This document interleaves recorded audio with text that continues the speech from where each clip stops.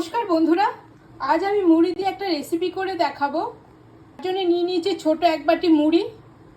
এখানে নিয়েছি ক্যাপসিকাম, পেঁয়াজ, কাঁচা লঙ্কা, টমেটো কুচিয়ে নিয়েছি, আর নিয়েছি বেবিকর্ন, দুটো ডিম, একটা চিজ, তেল, চিলি ফ্লেক্স, অরিগ্যানো আর ব্ল্যাক পেপার।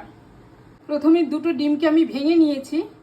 দিয়ে দেবো কুচিয়ে রাখা পেঁয়াজ, ক্যাপসিকাম, টমেটো, কর্ন, কাঁচা লঙ্কা, অল্প গোলমরিচ।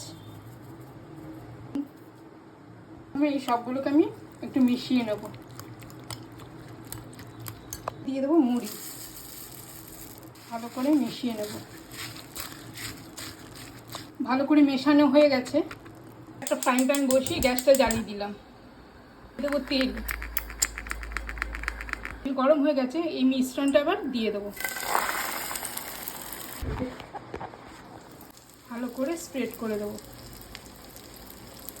ঢাকা দিয়ে দেবো। এক পাশটা হয়ে গেছে, আমি আলতো হাতে এটাকে উল্টিয়ে দেবো। এক পাশটা উল্টে দিয়েছি, হয়ে গেছে। আরেকবার উল্টিয়ে দেবো। দিয়ে দেবো ওপর থেকে একটু চিলি ফ্লেক্স, চিজ। চিজটা মেল্ট হয়ে গেছে, এবার আমি নামিয়ে নেব। হয়ে গেল আমার মুড়ি এগ পিৎজা। সবসময় তো আর এক খাবার ভালো লাগে না, এই রেসিপিটা একবার হলেও করে দেখবেন, খুব ভালো লাগে। এই মুড়ি এগ পিৎজাটা যদি আপনাদের ভালো লেগে থাকে তাহলে অবশ্যই লাইক করবেন, কমেন্ট করবেন। নমস্কার।